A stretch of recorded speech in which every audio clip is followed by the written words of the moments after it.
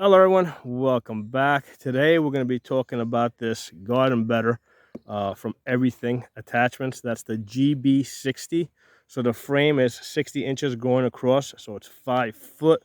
And I have it set up with the discs, and I got the sweeps at the end to break up the tracks from the tires, and then I got the furrowing attachment in the middle, right? That's that pointy thing. And the purpose of the purpose of this thing basically is to do this over here, right? So you can see over here, um, in the middle over here is the row, and you can see how it's that furrowing attachment has cut a little corridor down the middle of that row where I can basically plant my seeds, right? So I'm going to be running a one of those $100 planters that you basically roll down the line and it just drops the seed every couple of inches. So on the sides over here, right, on here and over here, right, that's where the tires pass through, and that's where those sweeps come in handy because they break up that soil so it doesn't keep getting compacted. So the goal here is, after I put the seeds in next week, because right now I'm still experimenting with this. I finally got this figured out. Today we're going to be talking about how I have it set up and how it's working for me. But the goal is that once I get planted, I'm going to basically, because I'm going to go back through it with these sweeps and do my cultivating to get the weeds out. And I have extra sweeps that I might actually put in here as needed to get the to get the weeds out. Okay, so that's been really my biggest struggle with planting in this area over here, on this land, is that once I get stuff planted, the weeds basically just grow in, and everything gets out of control. So on this side over here, I've been through it with the disc harrow. You guys, if you watch my channel, you saw the videos I did in the past. So I've got the soil all, initially I went through it with the middle buster to break it up. Then I went through it with the disc harrow to basically loosen up the soil. It took a couple of passes. I probably went through it 10 times with the disc harrow before I got it to the point that it is right now. So there was quite of a struggle. There was a bit of struggle getting that to work in this soil, because I am in Pennsylvania. This is thick, rocky soil, right, in Pennsylvania. So as far as setting up, first of all, the tractor I'm using is my Kubota L3800. Okay, so it's a 38 horsepower. Got the bucket off right now to just take some weight off the end. I didn't want to take off the front loader completely, and the reason is because in case I ran into an issue where I needed to move some dirt or something, I wanted to, just throw on the bucket if I needed it, all right? So what I want to talk to you guys really about today is how I set up this garden better, because like, I've watched a whole bunch of videos from Everything Attachments about how this works. However, where they are, like someplace I think down south, their soil is very different from the soil that I have. Okay, so my soil is really tough, okay, and rocky. So what I did is, if you look at the way they set it up, they've got these discs a lot closer. They have them set up in this hole and this hole over here, right? That's where they have their discs over here. However, when I ran through here, the hill that it was creating was really too small. It just wasn't working, I mean, and the fur was pretty much destroying it completely. So what I did is I ended up moving these a little bit wider, so I put it outside of this triangle piece here, and that's giving me the rows that you guys saw a minute ago, which is a lot better. And then that works better with the furrowing attachment here that cuts that line for the seeds. Now, another benefit of putting these a little bit wider is, if you need to adjust it, the bolts are easier to get to on the back, okay? Because if you put it one bolt on the inside and one bolt on the outside, the way they show you in the videos, it's really hard to get to the bolts. And here's the thing, you're going to probably have to go through a whole bunch of adjustments to get this right. So if you can stick to the either outside or the completely on the inside, which is not going to be likely unless you got like really soft soil, most likely if you can stick to the outside over here of this triangle piece over here, your life is going to be a lot better, right? It's going to be a lot easier. Let me show you quickly on the back side what I'm talking about. So when you get to the back side of the frame, right, you can see how, you know, that's basically where it attaches to the quick hitch, right? So I have the U-bolts completely on the outside. The way I initially set it up is this was shifted one over the way everything attachment shows you. So the U-bolt was like this. So the bolts that were on the inside were really hard to access when I wanted to try and adjust this to get this right. So it just so happens that for this soil over here, it works better if I make my rows a little bit wider. And I put my discs a little further apart, so that's a good spot. And then with the sweeps over here, basically initially I had it one over here, and I ended up pushing it one wider. So the way it's working out for me, I pretty much have to go one wider than I think I need to go, and that's working out pretty good. Now I did have to make a couple of passes. Like, I've been through this about 3 times already, because first of all, if you set this up the way on this soil, in this Pennsylvania soil, if you set this up the way they do it down south, you're barely going to scratch the surface. You're not going to see rows. Okay, so I had to make those discs a little bit wider, and what happens is, because they're now wider, when I run through it, I have to also run through a little bit faster, right? So I actually have to run through at a faster speed. This camera set. I have to run through at a faster speed, so it kind of throws the soil a little bit, and creates the mounds. There we go. All right, so there we go. So yeah, so I do have to run, which is fine. You know, I get done faster, but I have to run through a little bit faster, so that as I'm going through, it's actually throwing the soil, and it's creating the row in the middle, and then this is going through and it's cutting a line. I've tried this at different heights. When I tried it higher up, because right now I have pretty deep rows, but when I tried it higher up, at some points, because remember, the ground's not 100% even, so at some points it just wasn't cutting anything, and I really need to have a line there that I can, you know, I can roll the planter through, so that line is really going to make it easier for me. Okay, so I had to. So here's the thing: when you're setting this up, right? This is really the goal of this video.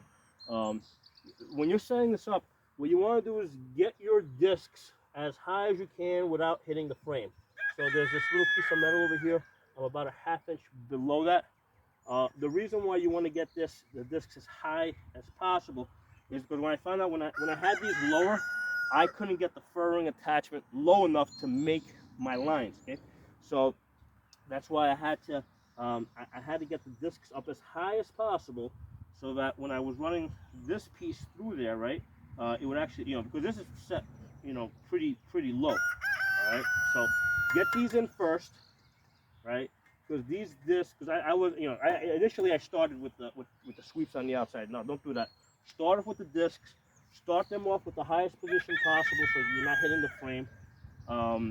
And then what you're going to do is get those in, run it through the ground, and at that point see where these are making contact with the ground, and then adjust these second, so that they're breaking up the ground, right? Because you don't want them digging too deep, you don't want them riding above the ground. So these have to go in first, all right? So then these will go in, and then afterwards you can fine tune this. Now I did try this, because I've seen videos where people have this backwards. Yeah, and I saw the soil that the guy had. It was like really fine dust. With this soil over here, I need this thing pointed forward and deep, actually cutting deep, because of the type of soil that I have here. Okay, so if you guys are in the north, you know, in the northern part of the United States, or northeast, where you got like this thick, heavy soil, this is a good place to start. You know, because it took me about 3 days of constantly adjusting this back and forth, trying to figure out how to get this right. Having the quick hitch is also a big convenience. Being able to, this quick hitch is definitely like one of those things that you got to have on your tractor. Yeah, I'll show you guys a close-up of the quick hitch. How I set that up. So that's pretty easy. That's the Harbor Freight one. That's like $130. I mean, this one I got for $100, and I bought a second one for my L3901. That's at a different property. That one was like $130. I've seen it go for $150. I put 1,000 pounds of counterweight on this quick hitch back here. and it holds up pretty good, right? And it's great. You know, I got the little bushings here, right? So if you get these, you're gonna have to get the bushings are like $3. So you get the bushings, throw them on here, and then you adjust these bolts to get this at the right height. I was trying to, what I want to do, so I want to find pins, so I don't have to mess with the bolts that screw on and off. I was using some pins that I found that were a little bit thinner than this. They ended up breaking when I was using the disc harrow, so I went back to the bolts that they use. So until I find the right size bolts, I'm kind of stuck screwing and unscrewing. If any of you guys know what the size of these bolts is, let me know, so I can find the right pins. I mean, I could just take them off and go into the store and size it out that way, but eventually I'll do that. But right now, this seems to be working pretty good. Okay, so hope this information was useful. Let me actually, I'll back this up and I'll run through this and show you guys a video of this thing actually working. Actually, let me run it here. So here's the thing. This what I'm going to do.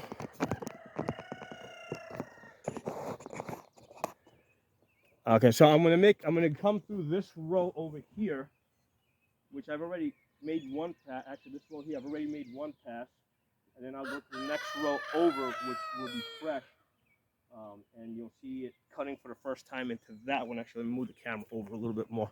I'll position it between the two rows.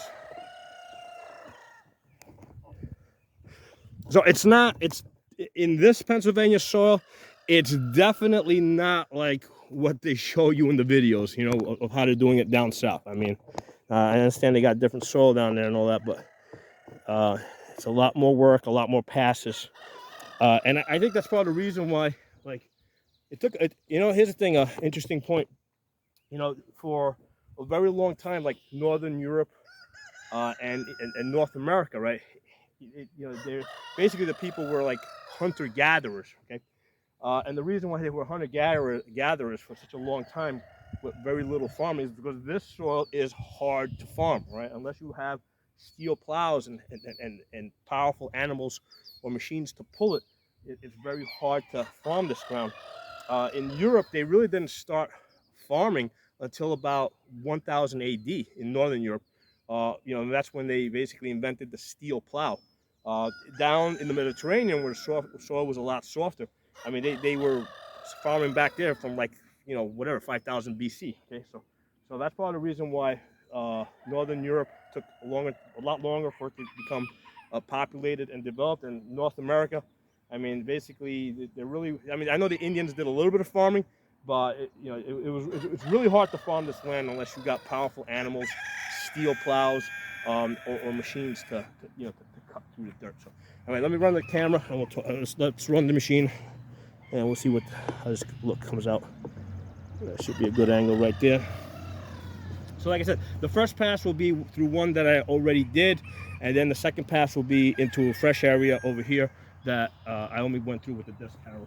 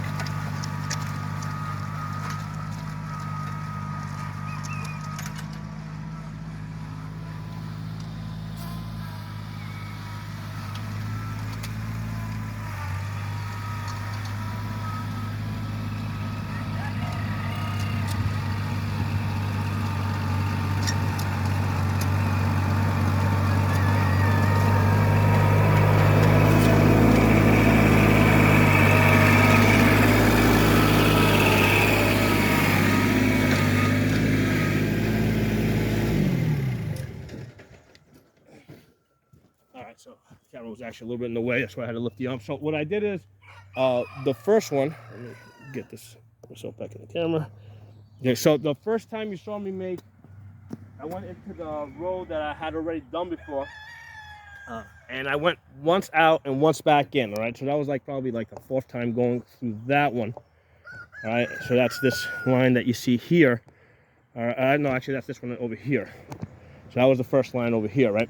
And then so I went once out, once back in, right? And then what I did is and the reason why I came back in again is because I wanted you guys to see me going back out on the fresh line. So that's this line over here. So on this line over here, you saw me go out. So actually that's not so bad. Now that I have it perfectly set, it looks like it's actually doing it almost on the first pass. It's cutting my, it's cutting my little row there for the seeds. All right, so it's hilling it and it's giving me a row for the seeds. So that was when you saw me go out, and then you saw me come back in on this line over here. This one didn't come out so great. This one I definitely got to make a second pass on. But you can see it a little bit, right? How there's a row there, and then there's a line where it cuts into it. But I mean, I can see it further down, but it's not perfect. So yeah, definitely got to make more than one pass on most of these rows. Okay, so I see a rock over there. No problem over here, lots of rocks all over the place. So I hope this video was useful. And again, I wanted to do this video because there's a couple of videos from everything attachments about with them actually working with this thing, but they're working with it down south where the soil is completely different than what we got in the Northeast. And that's I want you guys to see how this works out up here, okay, with the harder soil, with the harder rocky soil. So like I said earlier, first get your discs in, get them as high up as you can, so that you're not hitting the frame. Start off with them completely outside of this triangle. It's going to be a lot easier for you guys to get in and out, to in there and make adjustments. So get these in, then afterwards run it through the ground. Put these in, but set them high, right? Run it through the ground. Set these up, run it through the ground, and then see if you need to drop these a little bit more to make contact, and then put this in, and that'll probably save you a whole bunch of work if you go about it that way. Then the way I did it was just a lot of trial and error to get it to the point where it is right now. So thanks for watching. If you're not a member of my channel, subscribe. I also have an uncensored channel on Odyssey. Its channel name is Pocono Tactical over there. And Odyssey is ODYSEE.com. I'll talk to you all soon. Hey everyone, I actually got this even better. What I did is I dropped the sweeps so they were digging a little bit deeper into the dirt. So this is the middle row over here. This is the row basically over here, and then there's that little cut that the furrowing attachment makes. And then these over here on the side are where the tires are and where the sweeps go. So I set the sweeps so that they would go a couple of inches deeper. And it made a big difference, because what would happen is the sweeps would actually pop up the dirt higher. And then the discs had more material to throw towards the center. So that made all the difference in the world, just getting those side sweeps a little bit deeper. And it gave me like perfect rows. What I think of perfect rows. And even in this area back here where I had not used the disc harrow as many times, the sweeps pretty much finished the job, and they gave me a nice column over there. So this came out really nice. So this is ready for seeding now. I got one of those Earthworks seeders. They're like, I think it was like $100, and basically it looks like a little bicycle. You just push it along and it drops the seeds. So that's how I'm planning to seed this. But yeah, this came out pretty good. A lot better than it was looking yesterday and the day before, while I was trying to figure out how to get the how to position the discs and the furrowing attachment and the sweeps. And initially I think I started off with the sweeps a little bit deeper, but I guess I just didn't have it right. I finally got it now. So hope you guys enjoyed the video. Talk to you all soon.